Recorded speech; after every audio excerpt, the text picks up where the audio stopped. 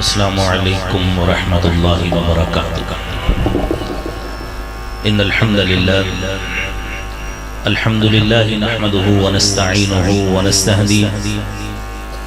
ونعوذ باللہ من شرور انفسنا ومن سیئات اعمالنا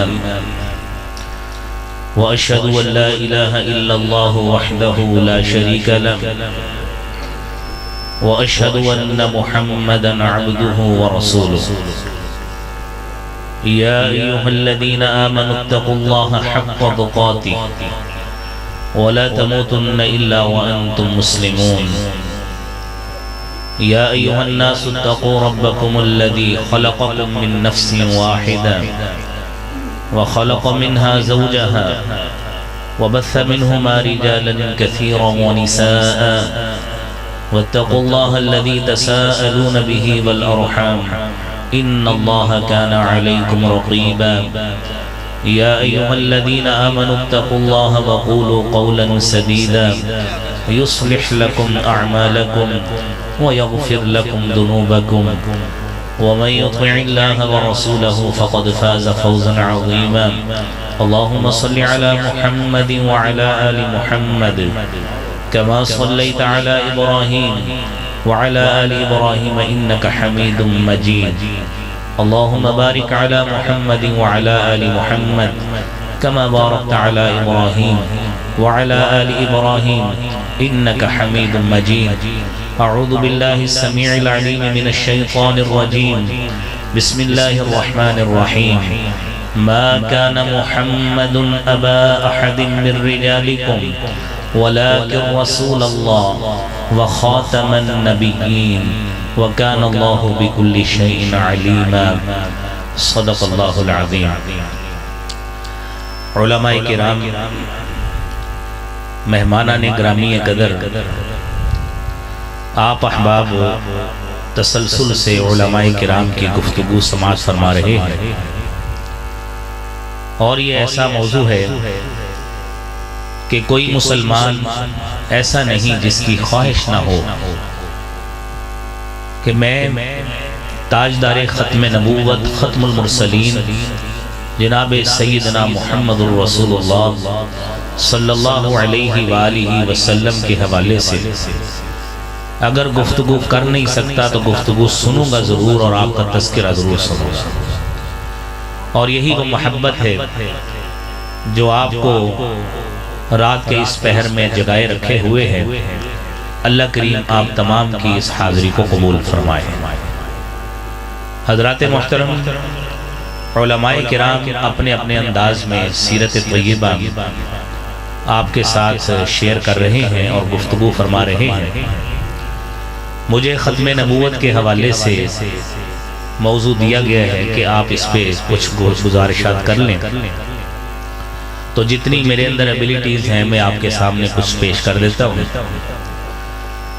حضرات دی وقار، اللہ رب العالمین نے انسانوں کی جب تخلیق فرمائی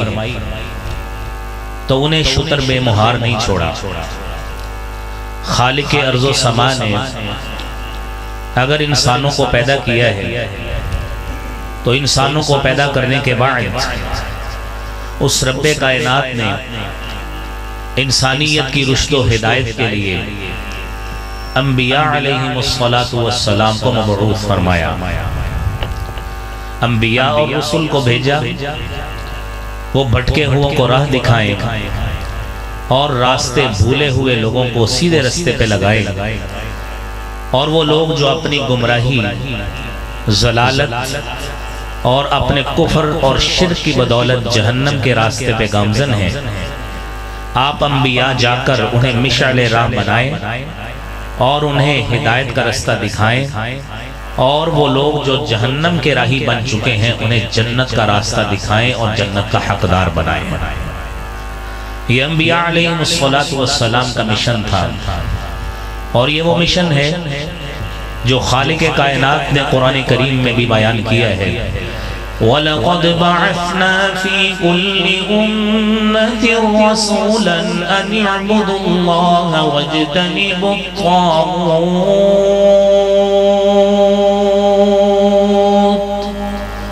اللہ رب العالمین نے انبیاء علیہم السلام کو مبعوث فرمایا اور یہ میسج اور پیغام دے کے بھیجا ہے کہ میں نے تمہیں پیدا کیا ہے، میں نے تمہیں روئے زمین پر بسایا ہے، کائنات کی چیزوں کا وارث بنایا ہے،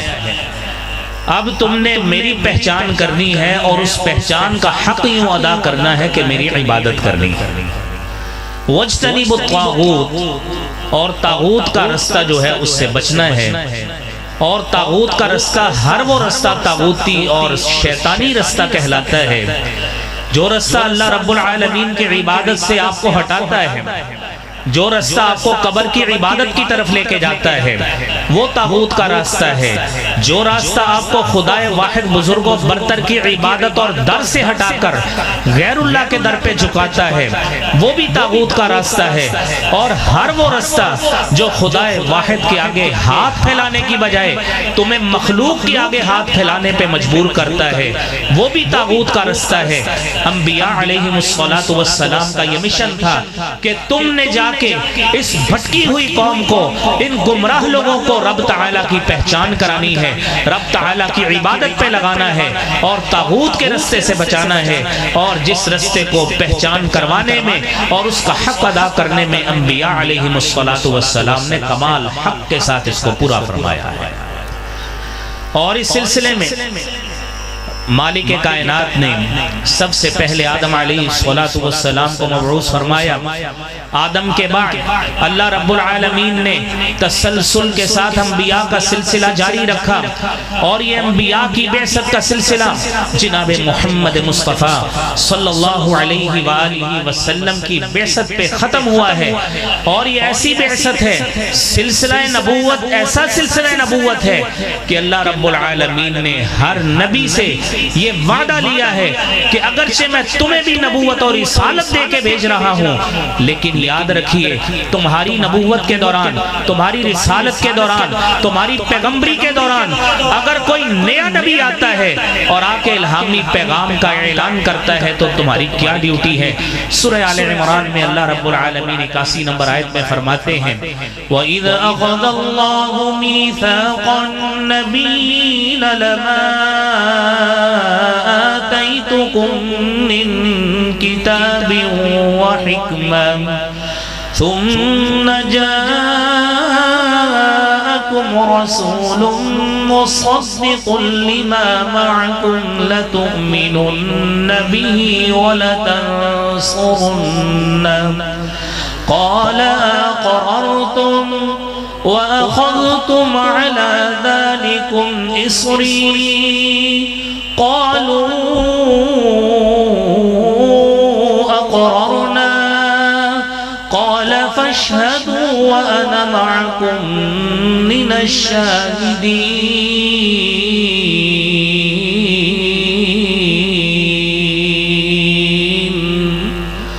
اللہ رب العالمین نے وعدہ لیا، اور یہ وعدہ اس بنا پہ لیا کہ میں نے تمہیں کتاب دی،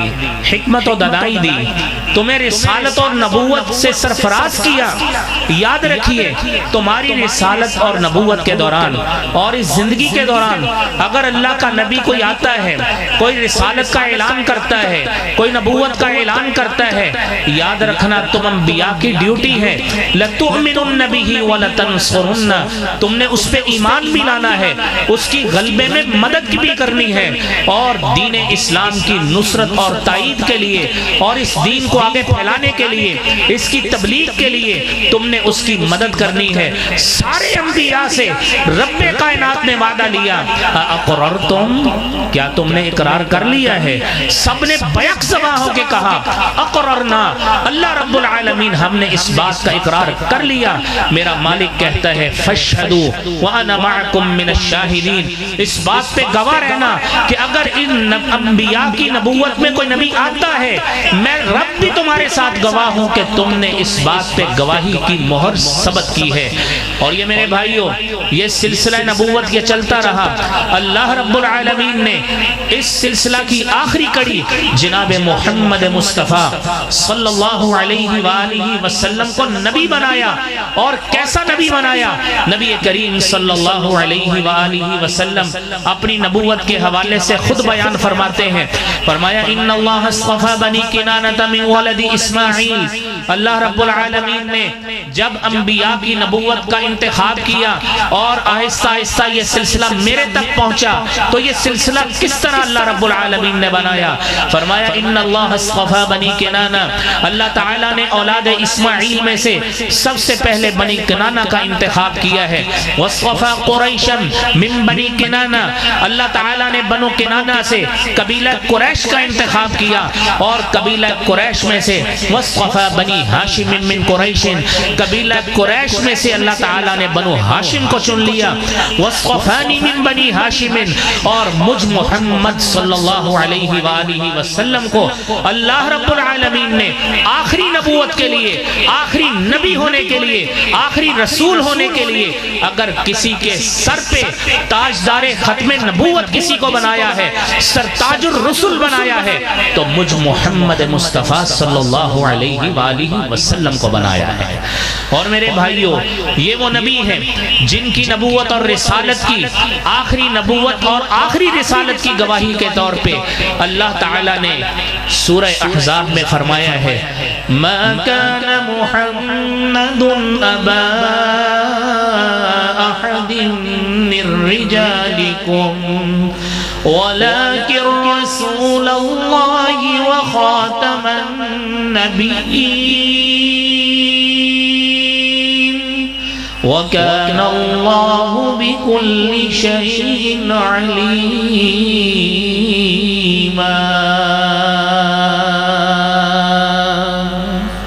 محمد صلی اللہ علیہ وآلہ وسلم تم مردوں میں سے کسی کے باپ نہیں. میں اللہ تعالیٰ نے آپ کو جس سلسلے کے لیے چنا ہے، اللہ کے رسول ہیں، اللہ کے نبی ہیں، وہ خاتم النبیین. اور آپ علیہ السلام کے سر پہ ختم نبوت کا تاج رکھا ہے. آپ کے بعد کوئی نبی نہیں ہے، آپ کے بعد کوئی رسول نہیں ہے. اور میرے محترم بھائیوں عزیزوں یہ اللہ رب العالمین نے قرآن میں کہیں ایک دلیل نہیں دی. اللہ تعالیٰ نے اس بات کی شہادت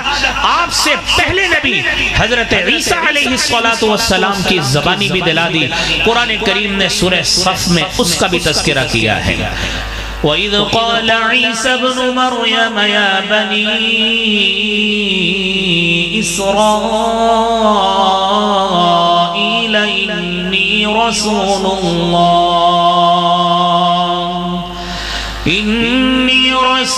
اللَّهِ إِلَيْكُمْ مُصَدِّقًا لِمَا بَيْنَ يَدَيَّ مِنَ التَّوْرَاةِ وَمُبَشِّرًا بِرَسُولٍ يَأْتِي مِن بَعْدِ اسْمُهُ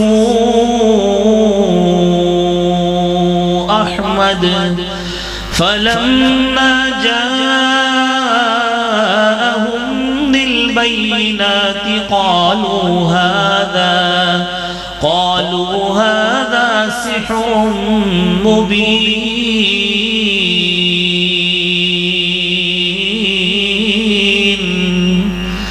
آپ علیہ السلام کی نبوت اور رسالت کی گواہی جہاں پہ موسیٰ علیہ السلام کی تورات میں ملتی ہے، وہی پہ عیسیٰ علیہ السلام کی انجیل میں بھی ملتی ہے. اور آپ عیسیٰ علیہ السلام نے بنی اسرائیل کو مخاطب ہو کے کہا کہ اے بنی اسرائیل انی رسول اللہ علیکم. سب سے پہلے تو میری اس بات کی تصدیق کرو کہ میں عیسیٰ ابن مریم تمہارے پاس اللہ کا رسول بن کے آیا ہوں. اور جہاں پہ میں اپنی نبوت کا تمہیں بتا رہا ہوں، ساتھ اس بات کی بھی تصدیق کر رہا ہوں کہ میرے بعد جو رسول آنے والا ہے وہ رسول جس کا نام احمد ہوگا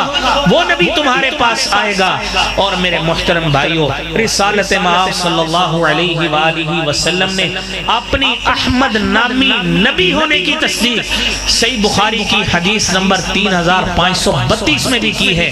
سیدنا جبیر بن مطعم رضی اللہ تعالی عنہ بیان کرتے ہیں کہ نبی کریم صلی اللہ علیہ وآلہ وسلم نے فرمایا لی خمسۃ اسماء،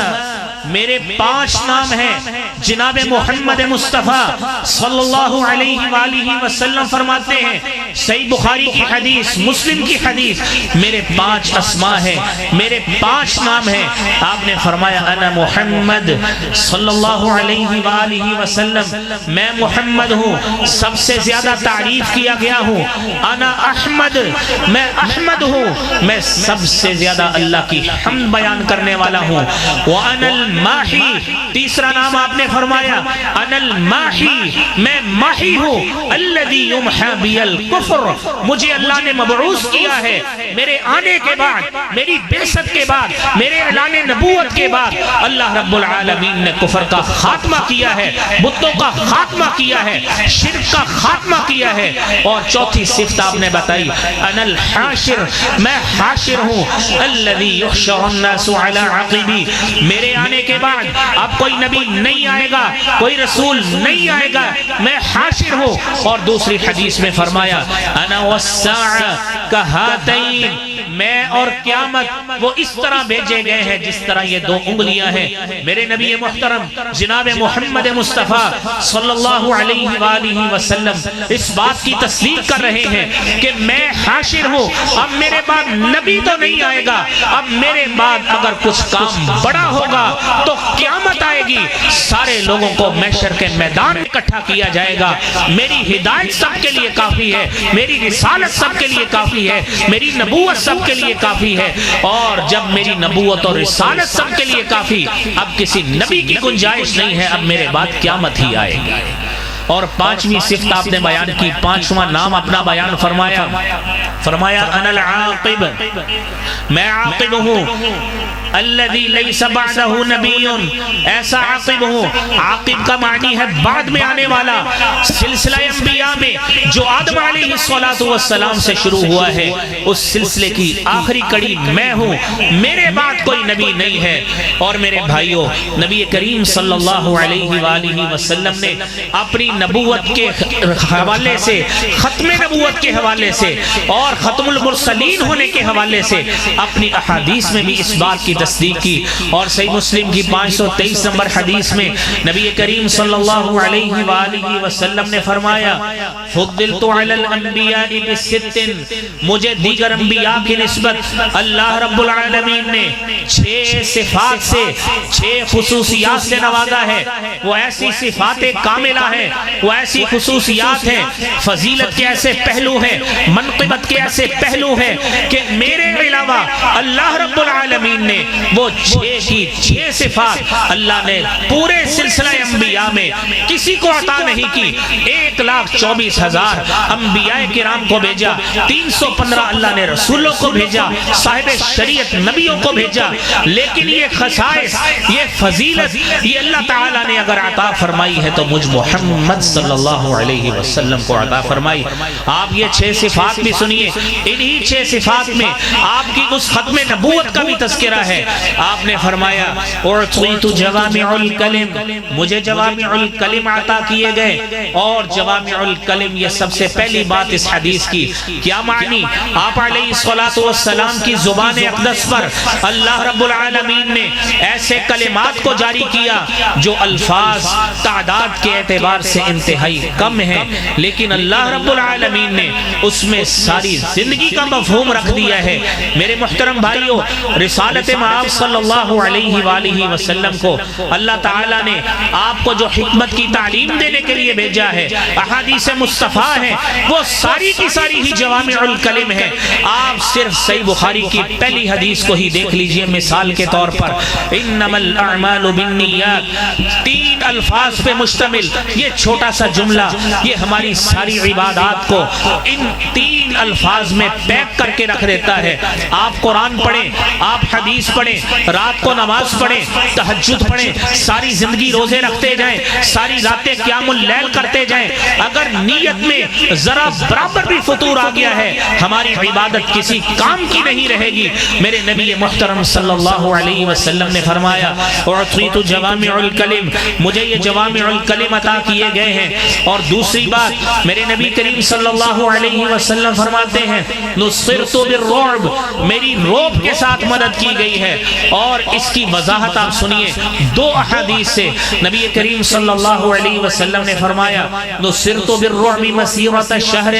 میری رعب کے ساتھ مدد کی گئی، میں یہاں پہ ہوں، میرا دشمن مجھ سے 1 مہینے کی مسافت میں ہے۔ دوسری حدیث میں آتا ہے مسیرۃ شہرین، مجھ سے میرا دشمن 2 مہینوں کی مسافت میں ہے، اس کو پتہ لگے نبی کریم صلی اللہ علیہ وآلہ وسلم میرے سامنے آ رہے ہیں، میرا ان کے ساتھ ٹاکرا ہونے والا ہے، 2 مہینے ابھی اس کو ملنے میں لگیں گے، لیکن تھر تھر کانپنے لگ جاتا ہے۔ اور میرے بھائیوں اس کا عملی مظاہرہ دیکھیے، جب 9 ہجری میں نبی کریم صلی اللہ علیہ وآلہ وسلم نے غزوہ تبوک کی تیاری کی، آپ علیہ السلام نے 30,000 کا لشکر تیار کیا ہے، یہ جیش العسرہ ہے جو 9 ہجری میں تیار ہوا ہے۔ آپ علیہ السلام نے سارے صحابہ سے جہاد فنڈ بھی جمع کیا، سارا کچھ جمع کرنے کے باوجود 30,000 کا لشکر، رومیوں کا لشکر 2 لاکھ نفوس اور افراد پر مشتمل، اور جب انہیں پتہ لگا کہ اس لشکر کی قیادت محمد عربی، محمد بن عبداللہ، محمد بن عبد المطلب کر رہے ہیں، وہ آپ علیہ السلام کے رعب سے ڈرتے ہوئے مقابلے کے لیے آ ہی نہیں سکے۔ یہ نبی کریم صلی اللہ علیہ وسلم کی شخصیت کا رعب تھا۔ اور میرے محترم بھائیوں تیسری بات جو آپ نے فرمائی، آپ نے فرمایا احلت لی الغنائم، میرے لیے مال غنیمت حلال کیا گیا ہے، وہ مال جو جنگ میں جہاد کرنے کے بعد، جنگ لڑنے کے بعد کافروں سے حاصل ہوتا ہے اسے مال غنیمت کہتے ہیں، اور جو لڑائی کے بغیر مال حاصل ہو جائے اسے مال فے کہا جاتا ہے۔ اور آپ علیہ السلام کی نبوت اور رسالت سے قبل کسی امت کے لیے مال غنیمت حلال نہیں تھا، ان کو اپنا حصہ بنانا، اپنا حق بنانا یہ کسی امت کے لیے جائز نہیں تھا۔ یہ اگر جائز ہوا تو جناب محمد مصطفیٰ صلی اللہ علیہ وآلہ وسلم کے لیے، آپ کی امت اور قوم کے لیے اللہ رب العالمین نے تا قیامت امت جب بھی جہاد کرے، جب بھی اعلی کلمت اللہ کا پرچم تھامے، دشمن کے خلاف کفن باندھ کے نکل جائے اور کافروں کو شکست دے، ان سے حاصل ہونے والا مال میری امت کے لیے حلال ہے۔ یہ میرے نبی محترم جناب محمد مصطفیٰ صلی اللہ علیہ وآلہ وسلم نے فرمایا۔ اور چوتھی خاصیت آپ نے بیان کی، آپ نے فرمایا وَجُعِلَتْ لِيَ الْأَرْضُ مَسْجِدًا وَطُهُورًا، میرے لیے ساری کی ساری زمین، ساری کی ساری زمین میرے لیے پاکیزہ بنا دی گئی، سجدہ گاہ بنا دی گئی۔ کیسے سجدہ گاہ بنا دی گئی؟ آپ اس بات کو بھی سمجھیے، نبی کریم صلی اللہ علیہ وآلہ وسلم سے قبل جتنی شریعتیں آئیں، ہر شریعت کے لیے ایک مخصوص معبد خانہ ہوتا تھا، ایک مخصوص عبادت کی جگہ ہوتی تھی، وہیں پہ عبادت ہو سکتی تھی، وہیں پہ جا کے سارے اللہ رب العالمین سے رجوع اور توبہ کے معاملات ہوتے تھے۔ اللہ رب العالمین نے جناب محمد مصطفیٰ صلی اللہ علیہ وآلہ وسلم کو نبی بنا کے بھیجا، اور آپ کو یہ خصوصیت عطا فرمائی، ساری کی ساری زمین، آپ کا گھر ہو، مسجد ہو، بازار میں آپ کا دفتر ہے، مارکیٹ ہے، آفس ہے، کسی بھی جگہ پہ آپ موجود ہیں۔ بلکہ صحیح مسلم کی اتنی پیاری حدیث ہے، آپ علیہ السلام نے فرمایا اذا قضى احدكم صلاته في بيته، جب تم میں سے کوئی شخص اپنی نماز فرضی اپنی مسجد میں پوری کرتا ہے فليجعل لبيته نصيبا منها، اس شخص کو چاہیے اپنی نماز کا کچھ حصہ، کچھ نوافل کی صورت میں، کچھ سنتوں کی صورت میں گھر کے لیے رکھے، فیکٹری کے لیے رکھے، اپنے آفس کے لیے رکھے، جہاں پہ کام کرتا ہے۔ اللہ کا فضل دیکھیے اس امت محمدیہ پر، میرے نبی فرماتے ہیں ان اللہ جاعل فی بیتہ خیرا منها، آپ گھر میں نماز پڑھیں، آپ آفس میں نماز پڑھیں، آپ اپنی فیکٹری میں نماز پڑھیں، آپ اپنے کارخانے میں نماز پڑھیں، جاعل فی بیتہ خیرا منها، اللہ رب العالمین تمام کی تمام اس پڑھی گئی نماز کی وجہ سے جس جگہ پہ نماز پڑھی ہے اللہ برکتوں کا نزول فرما دیتے ہیں۔ میرے بھائیوں یہ خاصیت جناب محمد مصطفیٰ صلی اللہ علیہ وآلہ وسلم کو عطا کی گئی، اور آپ نے فرمایا وَأُرْسِلْتُ إِلَى النَّاسِ كَافَّةً، مجھے تمام لوگوں کی طرف مبعوث کیا گیا ہے۔ آپ کی رسالت، آپ کی نبوت یہ عالمگیریت کی حیثیت رکھتی ہے، یہ یونیورسلٹی کی حیثیت رکھتی ہے۔ میرے محترم بھائیوں، آپ سے قبل جتنے بھی انبیاء گزرے ہیں، ایک طرف حضرت ابراہیم پیغمبر ہیں، دوسری طرف ان کے بھتیجے حضرت لوط بھی پیغمبر ہیں، ایک طرف داؤد پیغمبر ہیں، دوسری طرف سلیمان بھی پیغمبر ہیں، ایک طرف موسیٰ پیغمبر ہیں، دوسری طرف حضرت ہارون بھی پیغمبر ہیں۔ میرے نبی فرماتے ہیں یہ نبوت، یہ رسالت جو دیگر انبیاء کو عطا کی گئی، ان نبوتوں اور رسالتوں کی خاصیت یہ تھی ایک محدود علاقے تک، ایک قبیلے تک، ایک بستی تک، ایک ریاست تک، لیکن اللہ رب العالمین نے جب مجھے نبی بنایا ہے ارسلت الی الناس کافۃ، مجھے اللہ تعالیٰ نے تمام انبیاء، تمام امتوں کی طرف، تمام اقوام کی طرف، تمام اقوام عالم کی طرف نبی بنا کے بھیجا ہے۔ اور قرآن کریم سورہ سبا اس بات کی وضاحت کرتی ہے وَمَا أَرْسَلْنَاكَ إِلَّا كَافَّةً لِلنَّاسِ بَشِيرًا وَنَذِيرًا وَلَكِنَّ أَكْثَرَ النَّاسِ لَا يَعْلَمُونَ۔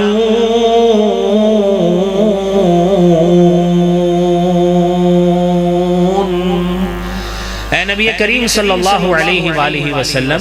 آپ کی نبوت اور رسالت کسی علاقے تک محدود نہیں ہے، وہ مشرق کا علاقہ ہو، وہ مغرب کا ہو، شمال کا ہو، جنوب کا ہو، آپ کی نبوت اور رسالت تمام علاقوں کے لیے، اور اس رسالت کی کافۃ للناس ہونے کے حوالے سے دوسری مثال میرے بھائیوں دیکھیے کہ جہاں پہ آپ کی رسالت و نبوت علاقائی اعتبار سے لامحدود ہے، وہیں پہ زمانے کے اعتبار سے بھی لامحدود ہے۔ جب موسیٰ علیہ السلام کی رسالت بنی اسرائیل میں آئی اور اس کے بعد ہارون نے اسی رسالت کو چلایا، جب داؤد کو اللہ نے نبی بنا دیا وہ رسالت ختم، داؤد کی رسالت اور نبوت شروع ہو گئی۔ نبی کریم صلی اللہ علیہ وآلہ وسلم کی نبوت اور رسالت کی یہ خاصیت ہے کہ جب سے آپ نے اعلان نبوت کیا ہے اس وقت سے لے کر قیامت تک اگر کسی نبوت کی گنجائش ہے تو صرف اور صرف محمد الرسول اللہ صلی اللہ علیہ وسلم کی ہے۔ کوئی احمدی ہو، کوئی لاہوری ہو، کوئی کسی نام سے پکارا جائے اور کوئی اپنے لیے کوئی نام رکھ لے، اس کی نبوت اور رسالت کو قبول نہیں کیا جا سکتا۔ صرف ایک ہی نبوت قابل قبول ہوگی قیامت تک۔ جو شخص بھی کسی نبوت کو تسلیم کر کے جنت کا حقدار بننا چاہتا ہے اس کو ایک ہی نبوت قبول کرنا پڑے گی، وہ نبوت ہے جناب محمد مصطفیٰ صلی اللہ علیہ وآلہ وسلم۔ اور چھٹی خاصیت آپ نے بیان فرمائی، آپ نے فرمایا ختم بی النبیون، مجھ پر انبیاء کا خاتمہ کیا گیا ہے۔ وہ سلسلہ نبوت آدم سے شروع ہونے والا وہ مجھ محمد پہ آ کے صلی اللہ علیہ وآلہ وسلم مجھ پہ آ کے ختم ہوا۔ نہ صرف نبوت اور رسالت ختم ہوئی بلکہ اللہ تعالیٰ نے آپ کے اوپر نازل ہونے والی شریعت کو بھی مکمل کر دیا۔ قرآن اس بات کی سورہ مائدہ میں شہادت دیتا ہے اليوم أكملت لكم دينكم وأتممت عليكم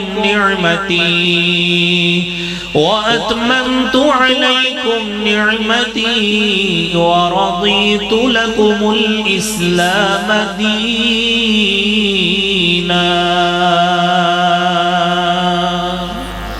آج کے دن تمہارے لیے تمہارا دین مکمل ہوا۔ خطبہ حجۃ الوداع کی بات ہے، 10 ہجری کی بات ہے۔ رسالت مآب صلی اللہ علیہ وآلہ وسلم نے خطبہ حجۃ الوداع، آپ کو خطبہ حجۃ الوداع ادا کرنے کے بعد آپ اونٹنی میں سوار ہیں، صحابی نے مہار پکڑی ہوئی ہے، آپ پہ یہ آیت نازل ہوئی۔ اور میرے محترم بھائیوں، سنن دارمی کی بڑی پیاری حدیث ہے جو اس آیت کی وضاحت کرتی ہے۔ حضرت جابر رضی اللہ تعالی عنہ بیان کرتے ہیں کہ نبی کریم صلی اللہ علیہ وسلم پہ یہ آیت تو نازل ہوئی اور صحابہ کرام کا عمل دیکھیے۔ سیدنا عمر فاروق رضی اللہ تعالی عنہ، حدیث میں آتا ہے اتا عمر بن الخطاب بنسخة من التوراة الى رسول اللہ صلی صلی اللہ علیہ وآلہ وسلم تورات کا نسخہ لے کے آئے نبی کریم صلی اللہ علیہ وآلہ وسلم کے پاس، فجعل یقرأہ، اور اس کو پڑھنا شروع کر دیا، اور ایسا پڑھنا شروع کر دیا۔ جب آپ اس تورات کے نسخے کو پڑھ رہے ہیں، حدیث میں آتا ہے وَوَجْهُ رسول اللہ صلی اللہ علیہ وسلم يتغیر، آپ کا چہرہ اقدس، اس کا رنگ تبدیل ہو رہا ہے۔ حضرت ابو بکر صدیق رضی اللہ تعالی عنہ فرماتے ہیں اے عمر الا تنظر الى وجه رسول اللہ، اللہ کے رسول صلی اللہ علیہ وآلہ وسلم کا چہرہ نہیں دیکھ رہے؟ فوراً کہنے لگے اعوذ بغضب اللہ وغضب رسولہ،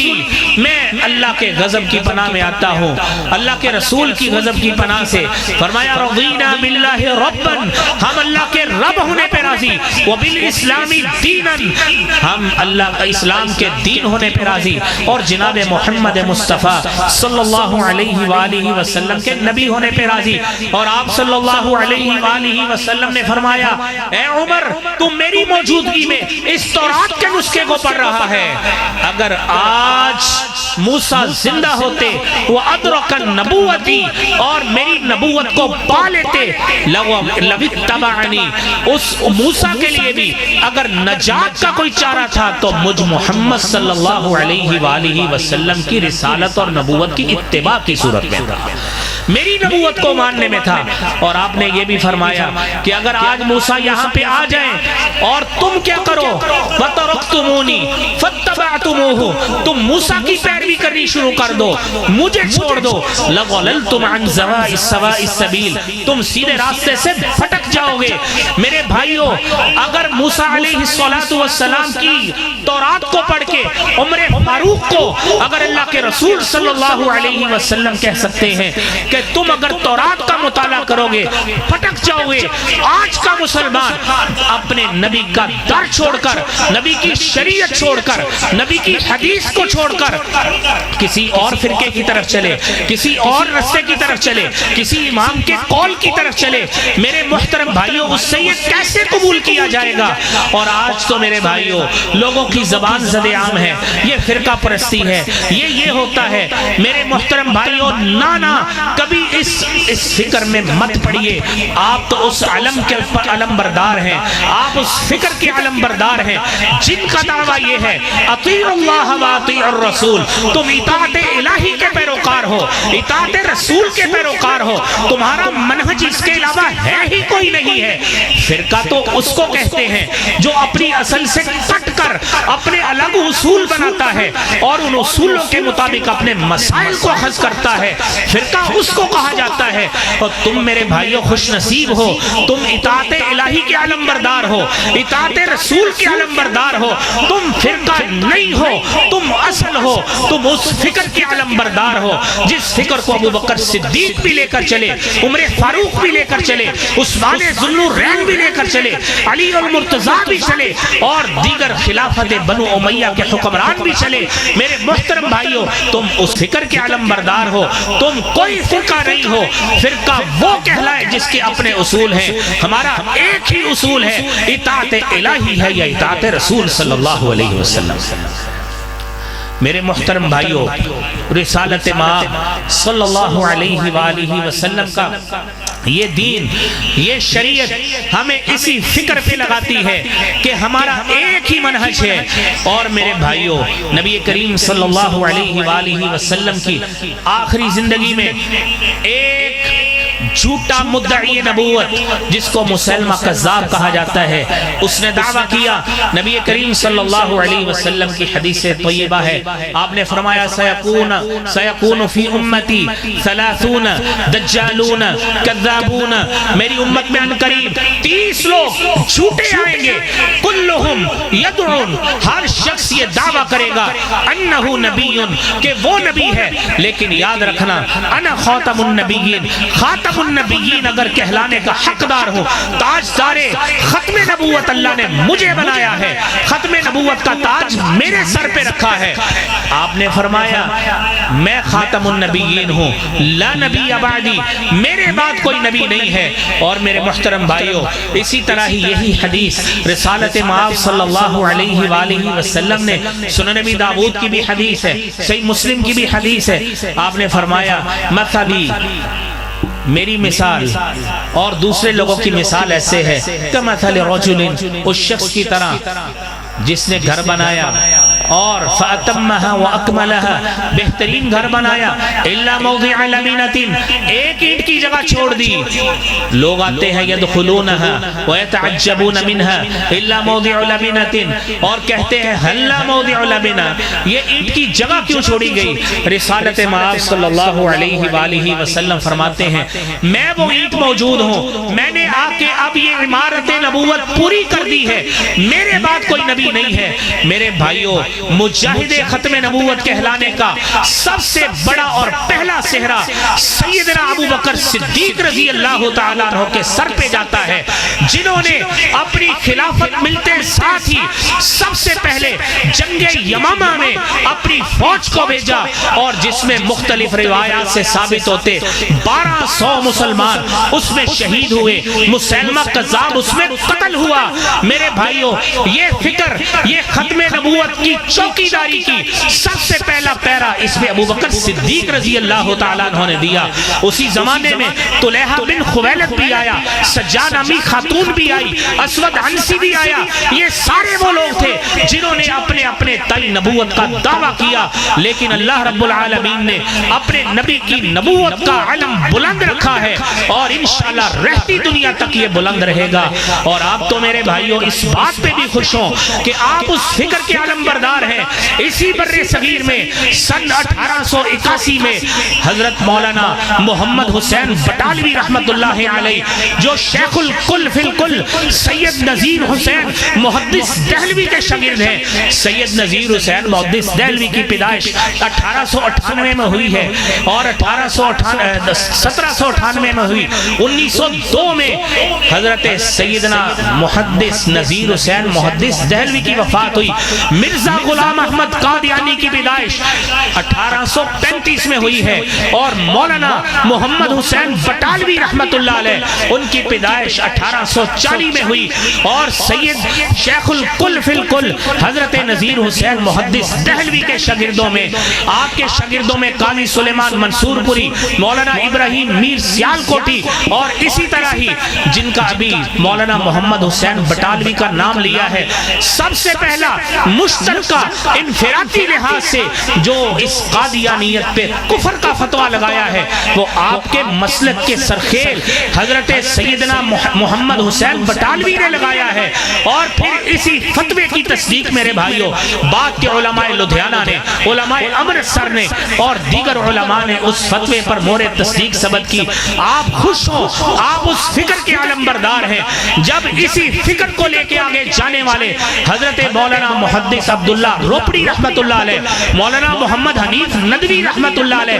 یہ 1953 کی ختم نبوت کی تحریک ہو، 1974 کی ختم نبوت کی تحریک ہو، آپ کے اکابرین میں حضرت سیدنا داؤد غزنوی رحمت اللہ علیہ، آپ کے اکابرین میں حضرت عبداللہ محدث روپڑی رحمت اللہ علیہ، اور 1974 کی تحریک میں شہید ملت حضرت علامہ احسان الہی ظہیر رحمت اللہ علیہ۔ میرے محترم بھائیوں، آپ کو تو خوش ہونا چاہیے، آپ ختم نبوت کے علم بردار ہیں، حقیقی معنوں میں اس کے پرچم کو بلند کرنے والے ہیں، اور مجھے یقین ہے کہ یہ مجمع اس بات کی شہادت دے گا کہ انشاءاللہ جب تک ہمارے جسم میں جان ہے، جب تک جسم میں قوت اور سکت باقی ہے، انشاءاللہ ختم نبوت کا پرچم تھام کے رکھیں گے۔ آپ اس بات کا اعلان کرتے ہیں کہ نہیں کرتے؟ جب تک زندہ ہے ختم نبوت کا پرچم تھام کے رکھیں گے، انشاءاللہ ختم نبوت کا پرچم ڈاؤن نہیں ہونے دیں گے۔ وآخر دعوانا ان الحمدللہ رب العالمین۔